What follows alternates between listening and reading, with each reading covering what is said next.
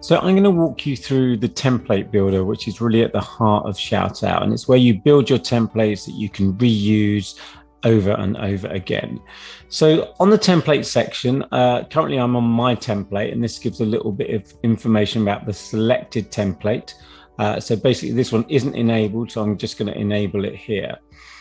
So this one, it tells you that it's an automated video. It tells you that approval is off. It gives you the maximum clip duration, and this one in particular asks for an email address. So with templates, you can either edit your current templates. You can go to My Templates, which are a selection of all the templates that you've made. So you can select a template to turn it into the current template. You can go to Shared with Me, which is it's basically a group of templates that have been pre-made for you, or templates that have been shared with you from a master account, if you happen to be a department with a master account that shares you templates. And you can also create a new template, which I'm going to do now to show you how it works. So the first thing you do is choose your template type. It can be a shout out video, which is basically one video clip. It's a Q&A video where people answer multiple questions and those questions appear as text, or a review video. So I'm going to select here shout out video. So now it's going to ask whether you want it landscape, portrait, square cropped, or square fitted. So I'm going to try landscape. All these are for different social media platforms. Square fitted is really good for LinkedIn because it gives you some space to have like the subtitles underneath and some lines of text above. So I'm just going to go next here, and I'm going to give this template a name. I'm going to call it test. I'll call it 1, 2, 3, 4, 5. I'll select that. And then now it's going to ask me for a logo. So I can use my default logo, which is the logo that I uploaded when I first logged into ShoutOut. I can choose from a list of logos, or I can upload a logo. So you can have templates within ShoutOut with multiple logos. But in this one, I'm just going to choose the default, and I'm going to click the next arrow on the bottom of the screen. So now it's asking me to choose my intro. So I've got options here. I can upload an intro, and that could be a video or a still image, or I can have no intro, or I can choose from a list, which is what I'm going to do here. So we've basically got various stock footage here that you can use for your intro. So I'm going to go on to the shout out category, look at the generic shout out intros, and I will just select one here. So if I select that, that's my intro. Once I've selected an intro, I can define the duration of it just using this trim here. So if I just play it, select to where I want to trim to, and then when I play into out, that will define the length of the intro. So I've got my intro video. Then I can add a frame to it, which is basically an overlay over the top, and I can show you that on the next one. And I can also add a logo, which I'm going to do here. So I'm going to put the logo here. I can just move it around, resize it. So obviously that's the logo that you defined right at the beginning. As well as a logo, I can also add some text. So I'm just going to add some text here. I will just I'll just write in demo, so we know what it is. I can move that text around. I can change the size of it. I can change the fonts. I can also change the color and put some background colors on it as well. For this one, I'm just going to leave the background color off. The one other thing about text, which is quite important to know, is this contributor input button. If I click this on, you'll notice that this now turns into user prompt. If I click it off, it says displayed text. And when the contributor text is on, it means that text gets asked for from the upload link. So people can write in whatever text they want. So for example, if you want to customize the intro somehow with a name or some other personalized information, you can do that here. And all you have to do is on the user prompt, just this is a prompt that they will see. So just change that to whatever you want them to see, to add, so they can add their text. So that's the first thing. I just click next at the bottom, and this takes me to the outro. The outro is exactly the same. So I'm just going to very quickly choose from a list. I'll grab a video here. I'll just change the length of it, and that's my outro video. I won't bother putting a logo on that.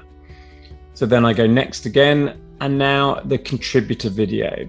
So the contributor video is basically the video that gets uploaded from your contributors via the upload link. So again, I've got the same options. I can add a frame to it. With this frame, I can upload a frame from Photoshop. So that might be, for example, if you've got an event, you can have your own specially designed frame with sponsor logos, etc. Obviously, with these frames, you need to keep some transparent so you can see the video behind it. And for attractions, for example, you can have your own nicely designed frame. If you want to upload a Photoshop frame, we've given you the templates here. So you can download the Photoshop template, upload that into Photoshop, design your frame, and then upload it back into ShoutOut. So I can also choose from a list of frames here. So there's various sections of frames that I can choose from. But in this instance, I'm just going to leave the frames off. You don't have to have a frame on at all. Again, the logo, I can add the logo on here. It defaults to the top left-hand corner. I can change the size, move it around, etc. I can add some text on if I want, exactly the same way as on the intro. And I can also add a caption. This is quite important. So this is a name caption. This is a standard name caption from ShoutOut. I'm just going to move it up a bit so it will clear any subtitles I want to add. Yes, you can have a name caption. You can ask for a star rating. You can have other custom captions, and they can be different colors. You can have a custom color, and they can either have a standard background. You can upload a background depending on your subscription, or you can have no background. So yeah, that's a name caption. I'm just going to make that dark. I think that'll look nice and dark. So that's my contributor link. So that's the information that's going to go over the contributor video. I'm going to press next, and it takes me to music. So you don't have to have music. I think it's a good idea to have music though, because it kind of helps mold the intro and the outro and the contributor link together. So you can either upload your own music, or you can choose from a list here. So we've got a list of various stock footage that you can choose from, and you can basically audition it by pressing the play button, or selecting it just by pressing select. You can also change the volume. We've defaulted it to medium, but if it's a bit loud, you can put it to low, or if you want the music higher, for example, if you just want to make a video without people speaking, you can do that as well. So I've done that, and I'm going to click on next, and this takes me to the settings page. And the settings are a really important part of building your template. So I'm just going to go through the settings one by one. So the first one is the contributor explanation text. So this is the ask that you're going to ask your contributors. So it's great to make that really clear and really simple for them to understand. So it might be, please make us a testimonial video, keep it short, or tell us why you like working with us, etc. So this is the public text that your contributors will see. The description is the internal description. So this is just for your own internal purposes, or if you share templates to other people, this is so you can define what that template is. And the contributor link mode is very important. That's a very important part of ShoutOut, and it defines how the contributor link works. So the first one is automated ShoutOut video. And what that means is someone will upload their video clip, they'll record and upload their video clip, they'll be asked to trim it, they'll be asked to add in some name caption details, and then when they approve it, it will make a video completely automatically, and that video will appear on their phone for them to watch. So that's the first option of the contributor link mode. The next option is to upload a trimmable clip, and that's exactly the same process, except it doesn't make the automated video. It just stores that clip within ShoutOut as a clip to be used in a compilation video. So for example, if you want to only make compilation videos, there's probably no point in making individual videos, automated videos. You can just upload the clips and turn those into compilations afterwards. The third option is upload multiple clips and images. And what this is it prompts the contributor to select multiple video clips, multiple images, and just upload them. They don't trim them, they don't add any name caption details, they just upload them. So that's how that works. And then the last option on the contributor link mode is upload video clips, upload automated video and clip upload, should I say. So this is a great option for events. So you can basically you can create an automated video, but you can also just upload a clip if you want to.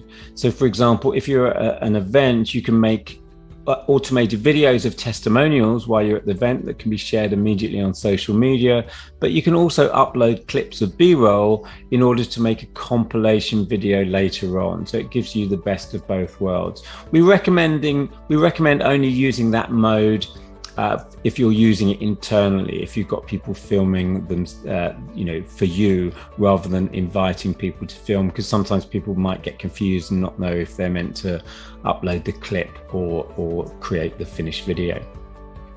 So that's a really important part of ShoutOut, the contributor link mode. Next, we have the maximum user video duration. We've set that at 1 minute, 2 minutes, or 3 minutes, and that just ensures that people don't upload very long clips for you. This is 1 minute, 2 minutes, or 3 minutes per video clip. So if it's a Q&A video, that will be per answer. After that, we've got the photograph to video conversion length. So when people are uploading images or photographs, ShoutOut automatically turns them into video clips, and this defines that duration. So this is useful if you want to very quickly make a compilation of photos. You can define what that duration is, so you don't have to edit each one down. Contributor link language, you can change the language of the contributor link, and depending on your subscription, you can also remove the ShoutOut branding if you choose. Next, we have the privacy settings and approval needed. And this is an important setting to know about. So when you make an automated video on ShoutOut, the video appears on the recipient's phone in a few seconds. If approval is off, what also appears is some share options. So they can share that video themselves just to social media, which is a really useful tool to leverage other people's networks if you want to. If you set approval on, they can view the video, but they can't share the video until you approve it, which is useful if you just want to kind of make sure that you're happy with the video before people are allowed to share it. Linked to that is what the information you request from the contributor. So if it's off, you don't ask for any information from them, or you can ask for their email address, you can ask them to input a clip name, or you can ask them to select something from a drop-down menu. If you set approval on and you ask for their email address, when you approve the video within ShoutOut, it automatically sends that video to the recipient, or to the contributor rather, and they can then share that video. So it's a good combination to ask for their email address and have approval on. So next we have email notifications. This is where you can put in an email address and you'll be notified when someone has made a video, which is really useful. And then lastly, depending on your subscription package, you can upload a custom font to make your videos brand compliant. Great, so I'm just going to go to the next stage, and the next stage is basically the sharing information. You can see it up here. So what this is a way of adding in a default title, a default description, and adding in hashtags. So when people share the video or share a link to the video, those hashtags are already pre-populated and the title is pre-populated. So this is a really useful function to be able to, again, leverage other people's social media and ensure that your hashtags are there. So you can add social media settings and hashtags when you share on the browser, but also when you share via linked accounts. So that's sharing natively via ShoutOut. So there are two places where you can put in generic hashtags and generic text. So once you've done that, you press the tick at the bottom and you've made your template. It's as simple as that. So as you can see, I've selected current template and it's showing the template. That sometimes takes a couple of seconds to appear, but you can see your template and you can go on to the next stage, which is to go to the upload stage and invite people to record their videos.